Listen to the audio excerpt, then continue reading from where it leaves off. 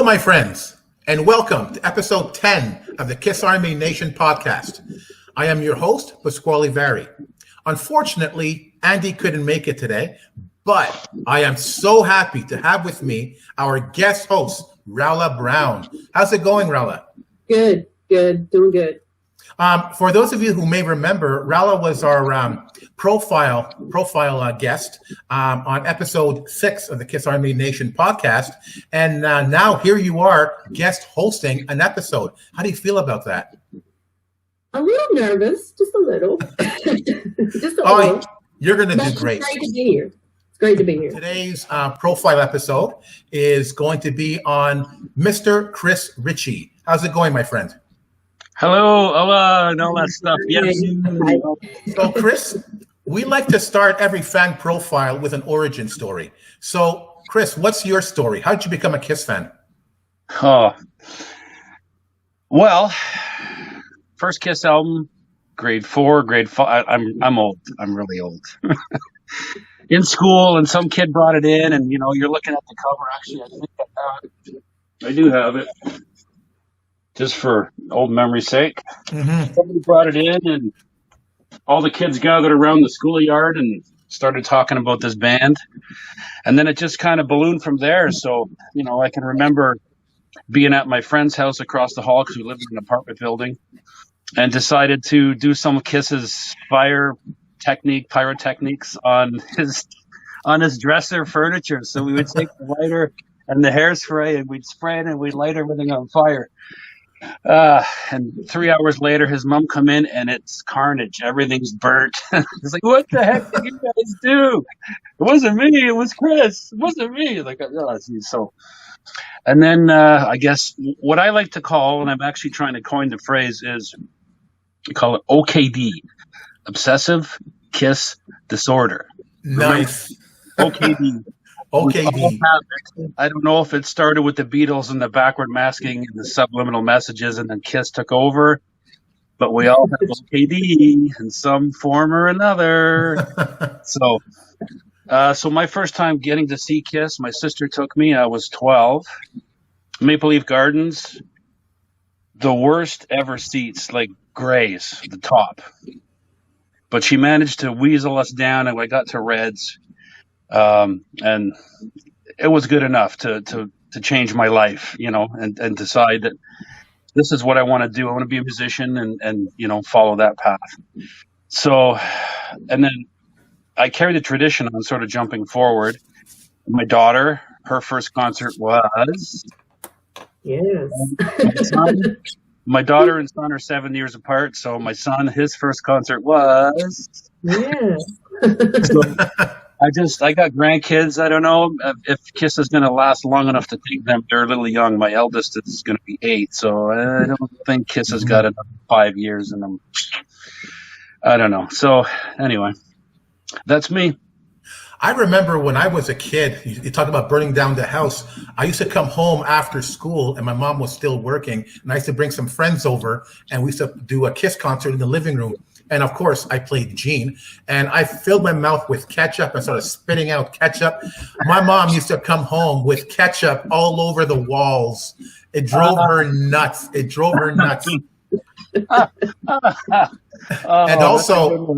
also, stupid me. I had that coveted guitar, that vintage guitar that everybody's going after, and I had that guitar as a kid. And I remember pretending I was Ace Frehley, and I set that thing on fire. Like my biggest regret in life. So you're talking the plastic one, right? The plastic. Yeah, that's right. Yeah, that's right. On fire. Oh, I set it on fire. Oh. Wow. Ace Frehley did this. It wasn't me. It was Ace. It was Ace's fault. You only have that now. Oh, I wish. Oh, I wish. Yeah, for sure. Wow. Rolla, do you remember doing anything like that?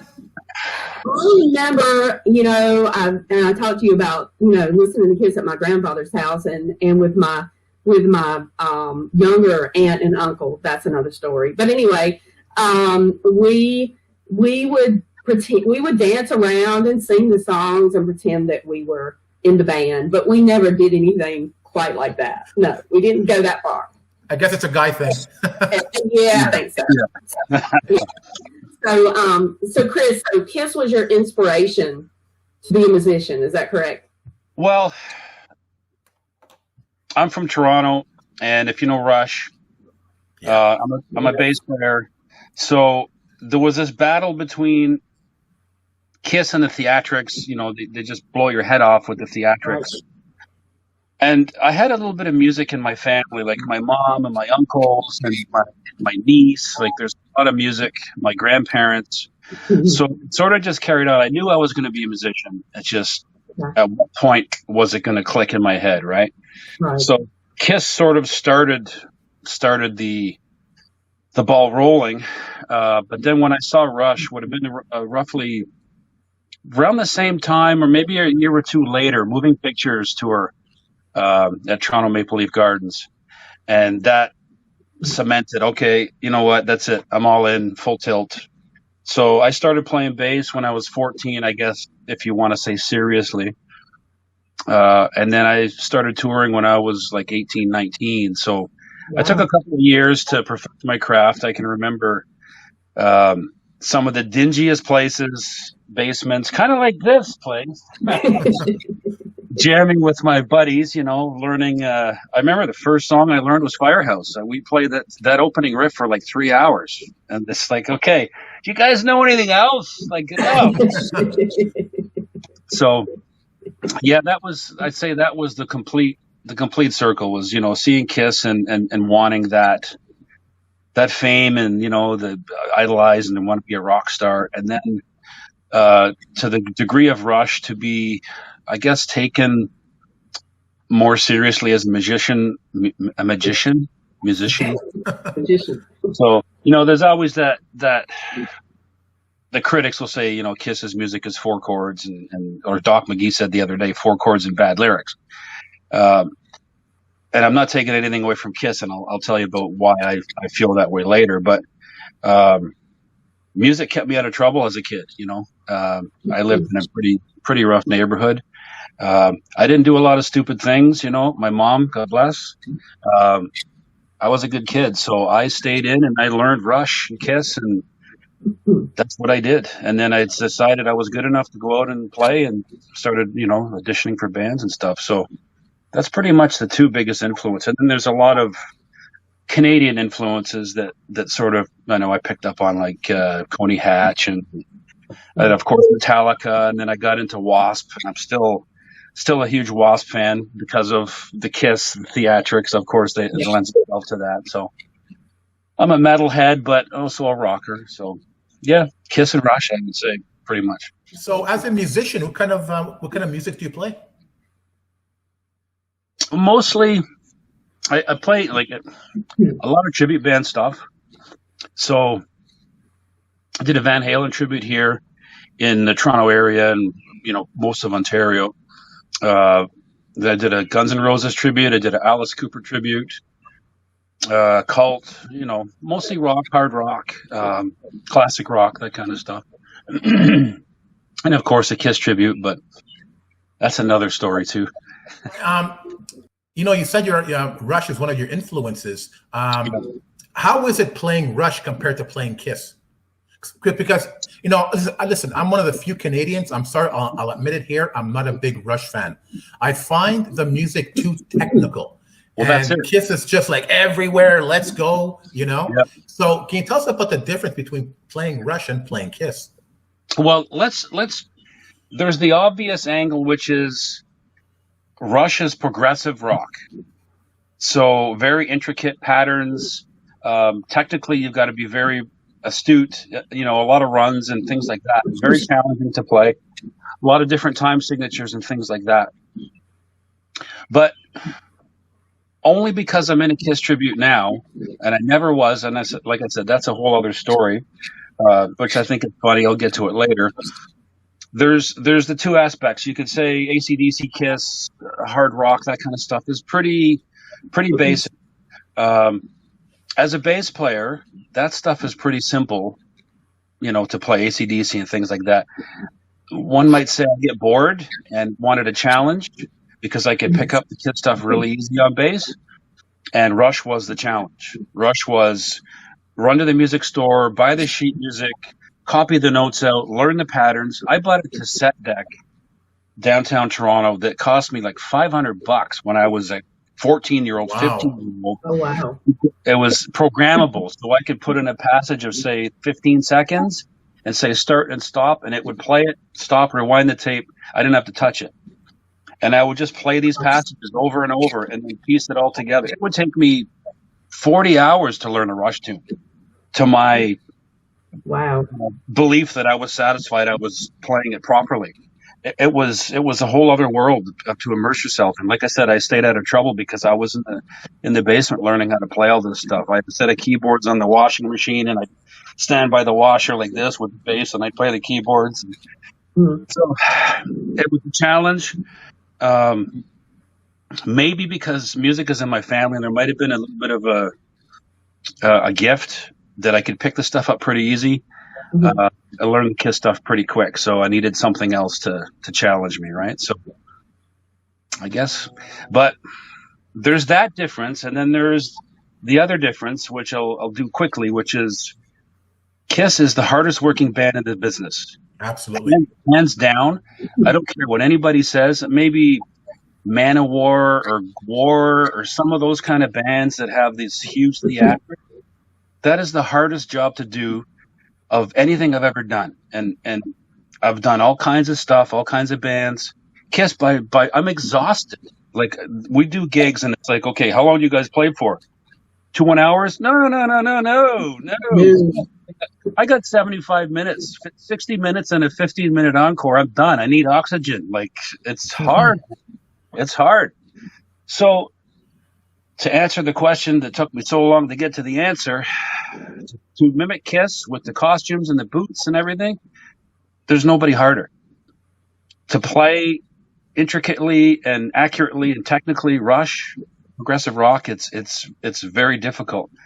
But I'm not exhausted when I'm done playing Rush. I don't need a chair and somebody to wheel me off the stage when I'm done playing Rush. So I can imagine walking around in those bowling balls and those shoes. I mean, isn't that what how Gene describes it? 30-pound bowling balls on your feet for hours. I can imagine that. If you see them up close, this is there too.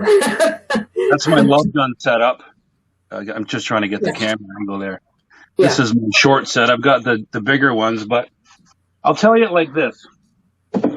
People ask me, and I say, I consider myself to sort of be the Wayne Gretzky on the stage. You know, I'm playing bars and stuff. I've been playing for so long, and I've played so many gigs with so many bands and so many people. It's a natural gift, and I'm fortunate, and I'm so grateful that I have this. I know I can read people, and I know a singer, what he's going to do, where he's going to go. If he's going to hit you with his mic stand, I'm ready for it. I can see it. I can see if the drummer's going to drop a stick. Like, there's just things that I pick up on. Mm-hmm. So the reason the Kiss gig is so exhausting is because, one, you're wearing those boots, all the costume. You know, I've got all the pieces here, all the stuff, and you know, it's Wow. the hard plastic rock and roll over armor is hard to wear. You get pinched, you can't move. I can't do this, barely, with that costume on. This, forget it. That's the most I can move. So you got the boots on, you got this armor on, you got my long hair, which is, excuse me, not a wig. If you wear a wig, it's even hotter, right? 'Cause you got a nylon in your head. Right. You got the makeup on, you itch, you scratch, you can't touch your face. The first thing you want to do is go, ah. I know. You get salt in your eyes because I sweat, so it runs down. You're going to get the salt out of your eyes. That's that. Then I have to act like Gene Simmons. I was always a Paul Stanley fan. I love Paul Stanley. Gene Simmons was, to me, he's an oaf. He's a big guy, and he's not acting like somebody else. He's acting like an extension of himself. Right. For me to act like an extension of him is really difficult because I'm a Kiss fan and I love him and I know, you know, all their moves and stuff, but I'm a musician. So I spent my life perfecting my craft as a musician, being good at what I do, not copying somebody else. So I get on stage and I go, I'm in a Kiss tribute. I've got to act like this guy. It's really difficult because he's unique. So I know if I don't have the right facial expression, it doesn't come off properly. So there's that. Right. Then there is the choreography, in which, like I said, I'm the Wayne Gretzky. We rehearse. I'm the most senior professional musician in the band. So I'm kind of like mom, I guess you would say. So in rehearsal, I'm always giving the guys the evil eye because they missed something, or they missed a part, or they weren't where they're supposed to be. So there's that. So I'm always watching the guys, and if a guy is supposed to be at his mic and he's not, I'll give him a look and say, "Get over there," so he knows to get to his mic. And then I got to sing, and I have to sound like Simmons. That isn't easy. He's very unique. I have to harmonize with my Paul. My Kiss tribute doesn't have 4 great singers, unfortunately. So it's myself and Paul that cover most of it. And then our Ace, he does what Ace does. But our Peter, he's just, no. No. And he knows, no offense. I love him. I give him the shirt off his back. I give him anything he wants. But just no. It's okay. We all can't sing. We all are gifted with that talent. But he's a phenomenal drummer, right? He matches Peter. He does the whole chewing the gum, and he does what we want to do, right? And they bust my balls sometimes when I miss something, but I don't miss it too often. But if I miss it, it's because I didn't want to do it. That's what I tell them. They go, "You can't do that. If we got to do it, you got to do it." So that whole gamut of costume, not being able to breathe, all the weight, choreography, tripping in my boots, and that's a story. I broke my tendon in my foot maybe 8-9 years ago. So it still hasn't healed properly. So I'm always worried, and I have a little bit of vertigo.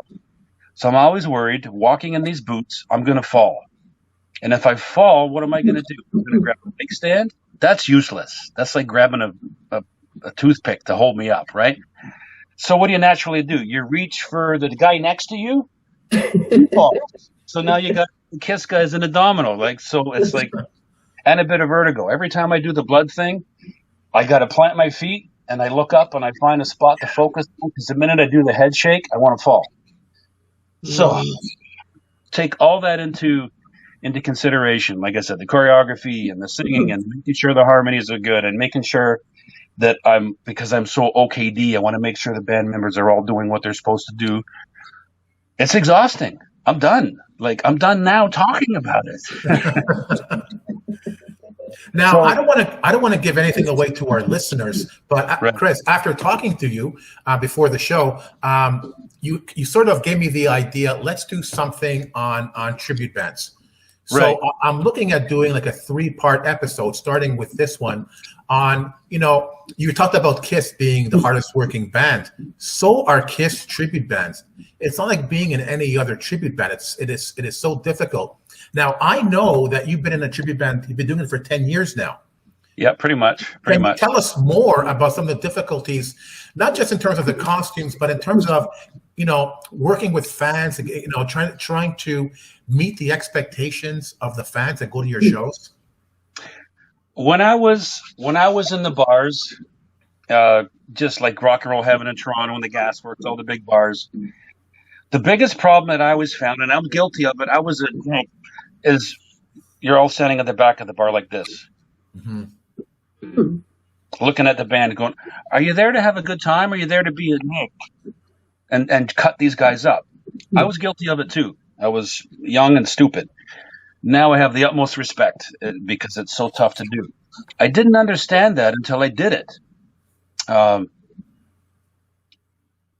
Try not to make it such a long story, but growing up, doing the Kiss thing with my buddies, I had one friend who is a close friend and a close Kiss fan, and we used to trade stuff. He's a couple years younger than me, but I became a musician, left the neighborhood, and started touring. And they'd see me every once in a while when I was home, because I'd be gone for a year, right? And my one buddy, he'd say to me, "Why aren't you doing a Kiss tribute? You're doing all these other stupid tributes, Van Halen, Guns N' Roses, Alice Cooper. Why aren't you doing a Kiss tribute?" And I always said, because I'm not good enough. He goes, you're nuts. You're ridiculous. You're phenomenal. I go, I don't look like Simmons. I don't have the tongue. I don't sound like Simmons. I don't want to do it because I was so scared of being criticized. I still am. I still think I'm crappy when it comes to doing Simmons. I know I'm a good bass player. I know I'm a good singer. So that's what carries me through is be able to musically play their parts properly and sing their parts properly. And I'm great with harmonies and stuff like that. So I know that's okay. And I know my costume looks great because I've got a great costume designer here in Toronto. But me with the faces and the body language, there's guys that are so much better. So it took forever and ever and ever for my buddy to keep hounding on me to say, why don't you do it? I never ended up doing it.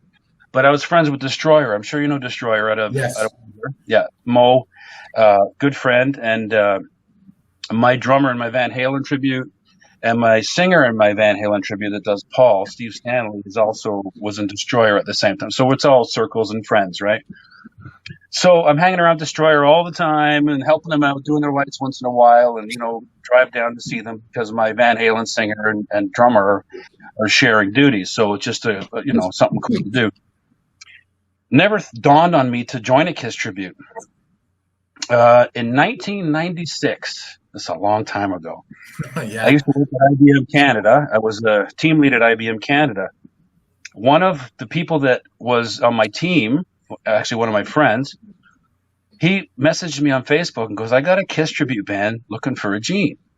Wonder if you're interested. He's a buddy of mine. He's really well connected, and he's got Kiss guitars, and this is a whole other level. And I'm like, okay. It had to happen some point. So that's basically how we started. And, I'm almost 10 years into it now. I can't believe I'm still doing it.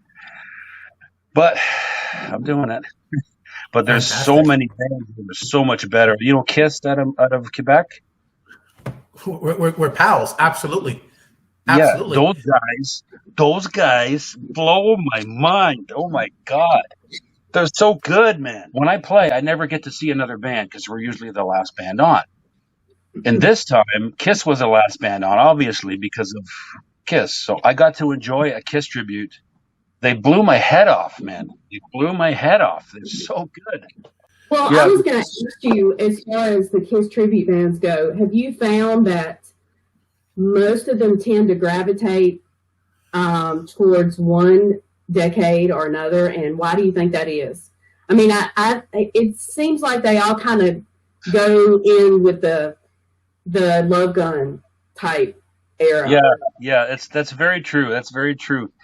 In our case, because we have Destroyer and they're nationally known, like I'm trying to get gigs, I can't get gigs because they go, no, we got Destroyer. It's like, but there's other Kiss tributes, like. All the power to Mo. He's been doing it for 25 years. I don't know. I filled in for Mo a few times. He had vertigo, as I know very well. I filled in for him and a couple other scheduling conflicts he had. So, and my Paul actually fills in for their Paul, Ian, who also was my Van Halen tribute singer, Ian K. So, like I said, it's all families. But in our case, we're rock and roll over Canada, and I know there's rock and roll over in the States, and they're amazing. We picked rock and roll over because there's Destroyer and there's Love Gun. Uh-huh. There's nobody in the middle. So it's either that or it's after. It's Dynasty. It's everything after that. So where do you fit in? Pre-Kiss? Like Alive and Hotter Than Hell, that era of Kiss. I would love to do it. I still would love to do it. The problem I have is the boots. My guitar player, my ace, would love to do it because the ace was wearing runners in the early days, right? So he would love to do that. Heat-wise, like costume and the hard plastic, I would love to do Hotter Than Hell or something like that. There's nothing. It's just, I mean, I even got a Love Gun costume made, even though we're called Rock and Roll Over, and to me it's blasphemous to change eras because we're Rock and Roll Over. I said, I can't keep wearing this hard armor. It's killing me. So I got a Love Gun costume made, and sometimes I wear the Love Gun just for the heat and to be able to breathe. So why do bands gravitate towards either of those eras? A lot of it for me was the albums themselves. I think Rock and Roll Over is probably my top 3 Kiss albums, the content of the albums themselves, right?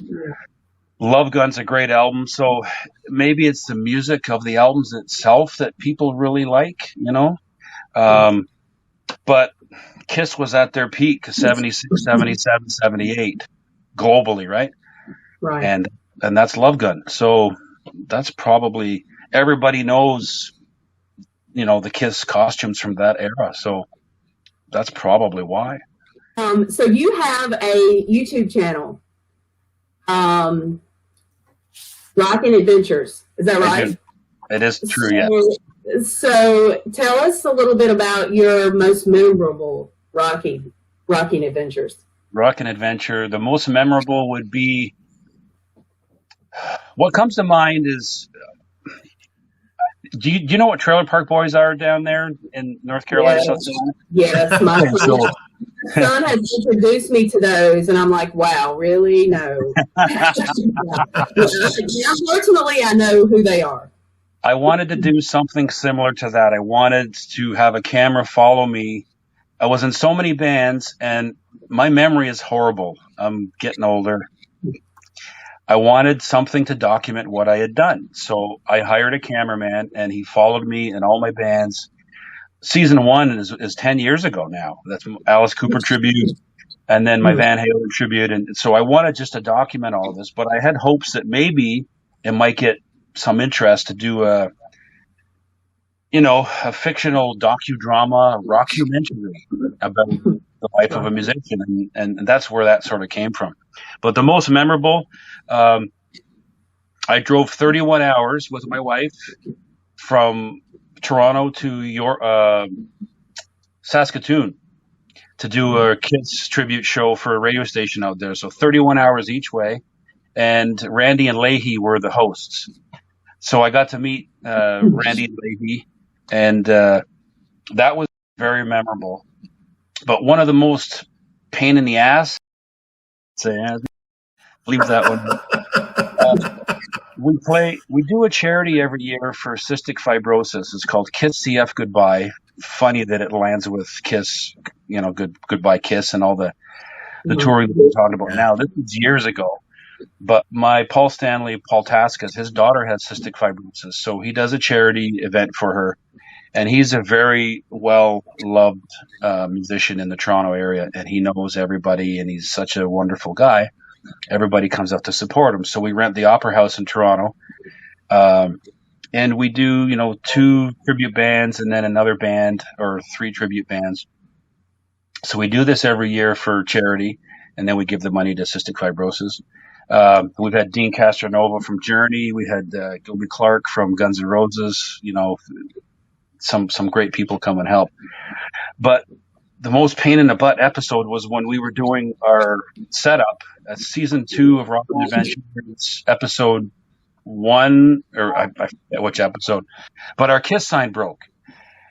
We have a technician, Gary Goldbeck, who makes my costumes. He's in Toronto, phenomenal costume designer. He made our Kiss signs, and it syncs up, and it flashes, and it sequences and everything. Well, it broke, and he had to go to a wedding. So we're setting up, we're raising the sign and putting everything together, and the sign doesn't work. So I got to get a soldering iron out, and I'm handy with that stuff, luckily, and fix the sign so we can get all that going. So that was the biggest pain in the butt type episode that I had to deal with, because I was not happy about that. I was like, where the hell's Gary? Oh, he's at a wedding. So you've had a pretty busy musical life, musical career, and basically all of this led to right now. You're talking about writing a book on tribute bands, Kiss tribute bands. That's right. Can you tell us a little bit about that? Yeah. So I started this maybe 5 years ago, and I just got too busy. I just didn't have time to do it, because along with that book, it's called Kiss Crazy, The World of Kiss Tribute Bands. But I don't want to just limit it to tribute bands. I want to have everything that has to do with Kiss. So if you're a tattoo artist, if you like Phil Elliott, who made a living selling Kiss merchandise around the world, if you were you got a Kiss motorcycle, like anything to do with Kiss, if you devote a part of your life to Kiss, then you deserve to be in the book. Nice. The original intent was to get every Kiss tribute band from around the world so I could do a global, here's Japan, here's Germany, here's England, here's Canada, here's the States, here's Mexico, and cover every country, and that's still the intent. But it went by the wayside because while I was trying to write that book, I was doing Rockin' Adventures, and I also wanted to write a book about my musical adventures called So You Want to Be a Rock Star, the Canadian spin, which is what sort of came from Rockin' Adventures, was to get that and make a pilot and turn the book into, which I'm still working on, but too many things on the go, too much stuff happening. Something went by the wayside, so the Kiss book went by the wayside. I happened to be doing a podcast locally with some musicians a few weeks ago and ran into my co-writer, Amanda Shills, who's an author. And I said, hey, I could really use some help reviving this project. And she just was so gung-ho to do it. So I think the biggest thing I learned is sometimes you got to ask for help, right? Yeah. So that's where I'm at now. We're, I guess you could say, resuming where we left off. We had 28 bands signed up at one point in time. There's a Facebook sign-up form, which takes you to a Google page, and then you can fill out the form. And we're looking for, each band will probably have 2 pages in the book. So one page will be a quick bio, and the next page would be some photos, right? And we'll kind of do it that way. So Google form, with the band members, what's your funny story about Kiss, that kind of stuff. Nothing too detailed. And then we'll do a section on tattoo artists and what have you. You owned the Kiss coffee shop in Myrtle Beach. What happened and what's that? All that kind of stuff. Well, so, kind of cool. Yeah, well, yeah. I was when Pask and Andy were interviewing me. I was telling them, why I like their project, because it brings everybody together. You get to hear all the stories, and and it's like I told them, our stories are very similar to one another. And, as much as they're different, they're alike. And it's something we all have in common. So, how do you think the fans will react to your book? How do you think? I'm hoping to do justice to some of the great Kiss tribute bands that have since folded, right? Mm-hmm. So that's the hardest part, is researching back, because I'm not an expert. I'm new in the Kiss tribute world for 10 years. I'm not in the scene, and I'm a musician, so I really didn't focus any of my energies on that type of thing. And I guess maybe I have a little bit of ADHD, and I don't pay attention to a lot of things, and being in a Kiss tribute, I should probably know the whole landscape of all Kiss tributes, but I don't. So that's also for me a little bit of learning and appreciation for the other Kiss tribute bands, that I now know what they go through because I'm doing it, and hats off. Right? So right. I think the fans will, I'm hoping the fans will give us feedback and say, hey, if you do another one, because with so much interest, I'd probably see 2 or 3 of these books coming out. And we'll get some fan submissions, and we'll start to get the word going out to the strain. Hey, this guy in Alaska, he's got a Kiss igloo. We got to get a picture of that. We got to get him on YouTube. Let's, who knows, right? Right. So it's very much a family, right? I want the fans involved. I'm a fan. So, and you guys, I want your help, put the word out. Well, I could see from my point of view, I think it would be it'd be very interesting to see the musician's point of view. I mean, what you guys go through, not only Kiss tribute bands, but other bands, even a band in particular, of, what you have to go through, as far as the setup and your instruments and your costumes and all of that. I mean, it's very interesting. And just the everyday, the everyday in and outs of it it's the hardest gig I've ever done. And sometimes the pay isn't the greatest. The industry is not where it should be. I think a Kiss tribute band should be paid more than any other tribute band, just because of the amount of work that goes into it. But unfortunately, it doesn't happen like that. And sometimes I wrestle with being a musician. What annoys me is I'm only as known as good at, or what do they say? You're only as good as your last gig. My last gig was a Kiss gig. So people will come up to me and go, "Hey, you're the Kiss guy in that Rock and Roll Over Canada, right? I saw you at the Rock Pile." And I'll be like, "Yeah." It's like, meanwhile, I've been playing for 30 years. I've done videos. I've been all over the place. I've been to Mexico. I've been on the radio. I've been on TV. I got my own music, blah, blah, blah. Nobody knows. It's like, it kind of hurts me a little bit because I'm not known for everything else. But being in a Kiss tribute band it's a 14-hour day, put it that way. We pick our stuff up. We have to rent a truck because we can't fit our stuff in our vehicles. So go pick the truck up, go to my guitar player's house. He has all the stuff stored in his garage, so he's 45 minutes away from where the truck rental is. Load the truck, drive to the gig, unpack the truck, set everything up, test everything, make sure it works. Okay, good. Do a quick sound check. Usually there's not enough time. You do 3 songs and you got to go. Then 2 hours of makeup, 2 hours. The quickest I've ever done, I think, was an hour and a half. And I'm going to be blasphemous here, and I know all the Kiss, Gene Simmons tributes, and all the Kiss tributes are going to go like this to me. I can't do my own makeup. I can't. My wife helps me. So I can do half my face, and then I'm left-handed, so I'm like, I can't see, and I get too frustrated. And guess what kicks in? OKD. I'll do the line down my nose. And I'll do the line, and it's like, no, it's not right. And then I'll wipe it out, and I'll get frustrated, and I'll ask my wife, can you come and do it? She'll come and do it. And I'll look at it and go, no, it's off there. She goes, no, your nose is off there. The line is fine. Your face is off. So, and then she goes and has a drink because I'm getting all OKD and she can't handle it. And then she comes back and we finish the makeup. But 2 hours. 2 hours. And then there's the armor. I can't get in it by myself. I can't get out of it by myself. I have more equipment malfunctions than, who was it, Beyonce and the slipper there they call it. Every gig, something breaks. I've had my cape like this hanging off my wrist. It came unattached from my back, and it's zip tied on my wrist with a little D hook. And I'm like yelling at whomever, give me some damn pliers. Cut this thing off. Like every gig, something breaks. So I'm stuck. I'm in this body armor. I can't do anything. I can't put my arms above my head. I can't touch my face. I can't have a drink unless there's a straw. It's so exhausting. It's so frustrating. But when you look out and you see the people rocking, everything disappears. But Rolla had a good point. The great thing about your book is like what we're doing in the Kiss Army Nation podcast. It's about the fans. It's about you. It's about uniting the fans. And like you said, Chris, we're a family. Yeah. Now, I mentioned earlier that, Kiss fans are loyal fans, but they're very demanding fans. And I find that as a result, a lot of tribute bands get a bad rap because they don't do things a certain way. It doesn't sound like this. It doesn't look like that.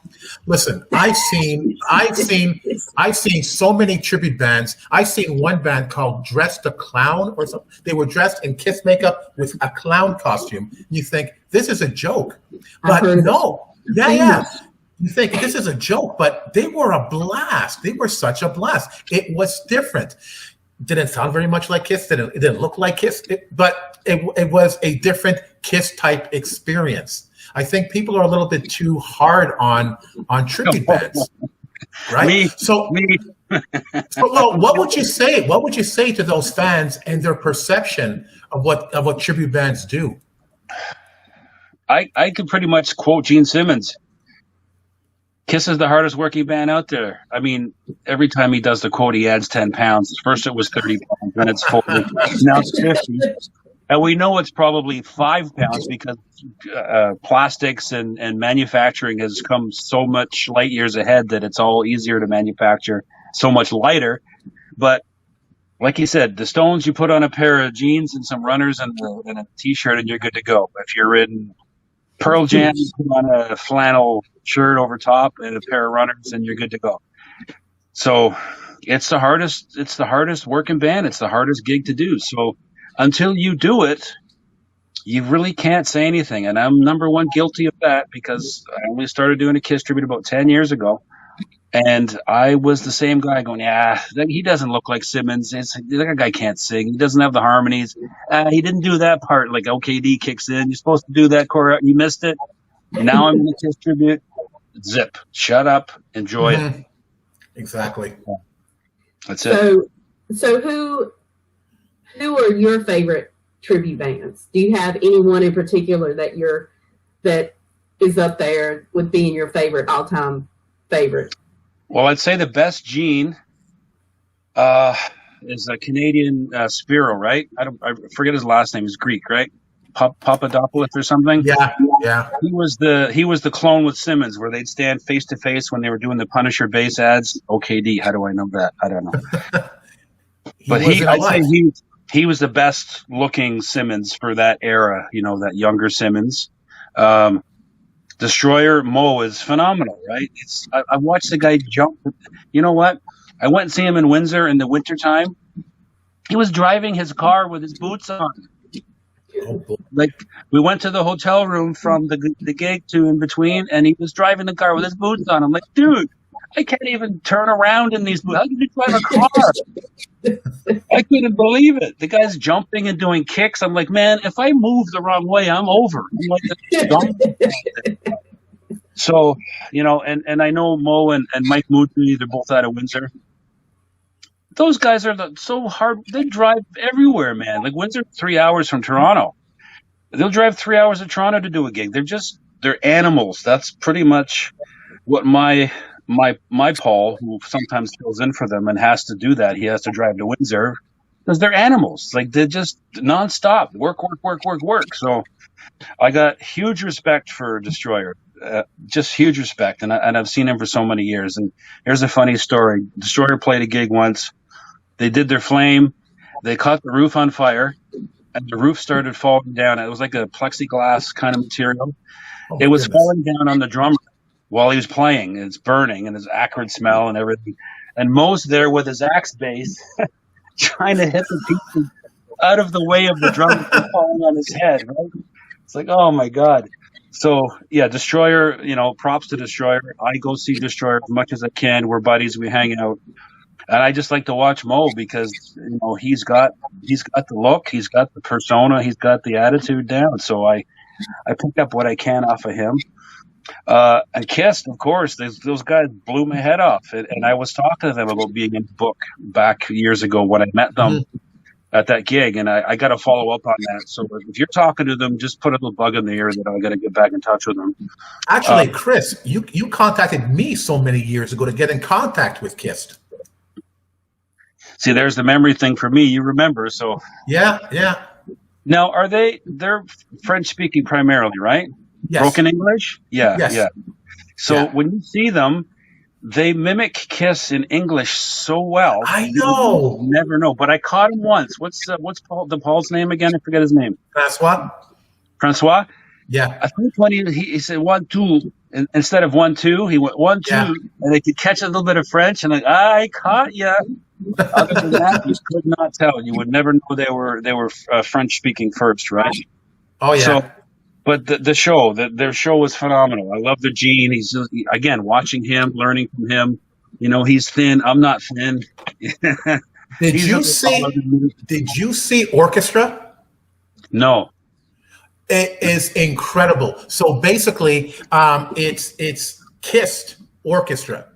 And they do 3 sets. One, if I remember correctly, it's with their new Destroyer outfit. Then they do an acoustic set, and then they do a Dress to Kill set with the suits, and then they come out. Then they come out with their Love Gun. You should check it out online. It's incredible, and the production on this show it's second to none. I haven't seen anything like it. They did 2 shows. Yeah, they done 2 shows just before the pandemic hit, and you had to put a stop to it. But it would have been such a hit. I want to do some shows in the suits just for ease. We do a couple of gigs at a local bar without the makeup. that is fun. Mm-hmm. No hassle, no costumes, that is so much fun. I love it. I miss that so much. But yeah, Kiss, and then there's some like Alive, but this will be back in the 80s and 90s when they were in the Toronto bar scene. Those guys are phenomenal. And Cold Gin, I think, too. Yeah. Phenomenal. Just another level. Like I'll never get to that level. And I'm happy with that, because if I try, I always try to be better every gig. And I critique myself so much, but there's a point where I got to stop, or I start getting disappointed. And so I live with my limitations as a Simmons clone, right? Actually, breathe fire as well. You do To answer this honestly, I have never been able to do a gig where we breathe fire because of the unfortunate Great White issues back when they had that huge fire. So the bars nobody ever let you do any fire. We don't even have flamethrowers. We have these really expensive geysers that are colored and stuff. No fire. No fire. And it's kind of like some people have said, just do it, and what's that saying? Ask first and forgive later, or whatever. Right. But I don't want to do something like that where we're in the middle of a set and they breathe fire and we get closed down or somebody shuts it off. So, you can do fire, right? Sorry? You can do this, right? Yeah. But can allowed. Let's say the word is allowed. Yeah. Okay. So I have one final question before we go. You were talking about individual members in KISS tribute bands. So imagine putting, the most amazing Paul, Gene, Ace, and Peter in a tribute. So KISS 2.0. How do you feel about that? Is it KISS or is it just another tribute band? It depends on how much writing Simmons and Stanley have. If they're still writing, I'd be interested, because I still love their, what they do. If they go back to their roots and write that old stuff, I would be interested. But if it's just them licensing out their product and somebody else takes the reins, I don't know. I'll have to wait and see, see what they do. Mm-hmm. So before we wrap the show, any final comments you'd like to make regarding your book? Please help spread the word. Tell everybody. Facebook.com/KissPraise or crazy, however you want to say. Just spread the word. And if you know somebody that does something KISS related, put them in touch with us, because I want to know. Mm-hmm. Next, I'm looking for a tattoo artist because I need a KISS tattoo. You see it right there. There you go. That's great. Paul signed that. Yeah, nice. Where'd you get that done? Oh, that was in Boston for the Paul Stanley book signing. Oh, nice. A few years ago, and I was doing an episode of my KISS Army Nation TV video, and I was working with the people of the bookstore doing my video. And after the book signing, I asked them, "Would you mind if Paul signed my arm?" So they asked Paul. Paul says, "Sure." And it was hilarious because there was a whole bunch of people in front of the store, a whole bunch of KISS merch to be signed, and I just walked right through them. They gave me the dirtiest look. And I came out with the Paul's signature. And this was close to 6 o'clock. I Googled the closest tattoo shop. I went there. And the guy, I went right away. And the guy was sweeping up. I said, "Listen, such and such happened. I got my arm signed by my idol. Can you please ink it?" "Oh, listen, I'm sorry, but we're closing up." "Come on, please. It'll take 15 minutes. He goes, "My girlfriend's waiting outside. We have a date. Let me talk to your girlfriend." So I went out and I convinced her to stay. She came back to the tattoo parlor and he did my tattoo. Just an amazing day. I was going to ask you if you taped it and had to come home and don't sweat or anything. Did it right away for those days. Did it right away. Wow. Well, I had my when on the cruise, when I did my meet and greet with Gene, I had him sign my Gene tattoo on the back, and nice. I had to. Yeah, but I had to preserve it as best I could, and I took a lot of photos of it until I got home. Yeah, to have it inked. Have it done. Yeah, Chris did a really good job on it. He even faded the marker, like the Sharpie and everything. And I'm like, it's amazing. Nice, Wow. nice. So here's a story before we go to make you guys see how sometimes fate happens. I met Kiss in Maple Leaf Gardens. I would have been 14. So look it up. Before look it up. Vinnie Vincent. What tour was that? Creatures? Creatures, yeah. So I met Kiss. The kid I grew up with. Kid. He's not a kid. He was a kid because he's 4 years younger than me. Sorry. My buddy Jason. He won backstage passes to meet Kiss from the Toronto Sun. He's a small guy. He's really short, but he did Simmons and they loved him. Remember Jeannie Becker? City TV? No. Remember her? No. Great Toronto media personality. So he won backstage passes. I'm at work bussing tables. My mom calls me at work and says, Jason won backstage passes to see Kiss. We used to trade Kiss stuff. He always wanted the holy grail of my Kiss stuff, which was my Kiss dolls. The Paul Stanley doll, which I happened to won from 16 magazine, saying in 25 words or less, who's your favorite Kiss member? I picked Paul Stanley. 6 months later, I get this crushed package in the mail from the States. And it's Paul Stanley doll. So I get the Kiss dolls. So my mom's on the phone saying, what do you want me to tell Jason? I said, tell him he can have the Kiss dolls. So I got to go meet Kiss. So we're at Maple Leaf Gardens. I meet Kiss. I walk up to Simmons. I shake his hand. I look up. Again, heart fluttering. This is my idol. I like your rock star. He looks down at me and says, nice to see you. Thanks for coming out. I felt like $1 million, right? I've said that 1,000,000 times. But I'm a 14-year-old kid, and when a rock star says that to you, you believe it, right? So we're in there. We're getting pictures. And this is a Facebook story that I could find the link for. We're in the room with all the people, all the Kiss impersonators, all the kids with their costumes. Great. They look phenomenal. And I'm on the far side on the floor done up as Paul Stanley. And about 5 people over is my buddy who's also done up as Paul Stanley. He's my buddy now. I didn't know him then. My Paul and my Kiss tribute band were talking at rehearsal when we met Kiss. I go, yeah, I was at the Creatures tour, Maple Leaf Gardens. Yeah, I was too. Oh, really? Yeah, when did you? Well, I hung out with him all day. Because he bothered Polygram Records. They actually let him sit in on a radio interview that day. So I go, yeah, so backstage with Vinny, but Vinny wasn't there. I got my autographs, yeah. And then we got our pictures with the girl from the Toronto Sun, yeah. So where were you? He goes, I was the guy with the coat.